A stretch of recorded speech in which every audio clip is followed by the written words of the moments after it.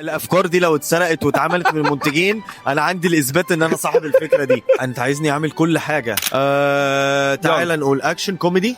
بص انا هحاول اطلع نفسي انا من الحسبه دي واخرج انا الفيلم ده. انا احب اجيب احمد داوود كان في عصابه وعايز يخرج من عالم الاجرام، بس العصابه دي قافشه فيه وعايزاه يعمل عمليه تانية. دلوقتي رئيس المافيا ده بقى ممكن يكون مين؟ محمود حميده. رياض الخولي. حط على البوستر رياض الخولي. رياض الخولي. انا احب اعمل ريفايفل لممثل في السينما ما كانش موجود قوي. استاذ محمود حميده برضو مش فاضي، بعتنا له مش فاضي. مين هتكون حبيبه البطل اللي هو عايز يتجوزها؟ جيهان الشماشركي. لو داوود جيهان الشماشركي. في ضابط في الموضوع؟ في ضابط طبعا بيتحد مع البطل احمد داوود عشان يقضي على المافيا. امير المصري ينتحل شخصيه عشان يتعرف على شخصيه داوود، والافكار دي لو اتسرقت واتعملت من المنتجين انا عندي الاثبات ان انا صاحب الفكره دي، ولو هتعملوها كلموني انا اخرجها عشان فكرتي. طيب مين هيكون صديق البطل اللي بيورطه في مصايب ومشاكل طول الوقت؟ علي صبحي. الفيلم اسمه ايه بسرعه؟ بفكر حاجه زي لن اعيش في جلباب ابي، بس لن اعيش في عصابه ابي، حاجه كده.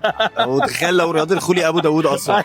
يعني هو اصلا ابوه هو صاحب العصابه وهو هو اللي احنا بنطور السيناريو دلوقتي. انا اعيش في عصابه ابي واحب استاذ البدوي ينتجه وانا اخرج بقى واطلع بقى اخراج ناس ما شافوهوش قبل كده.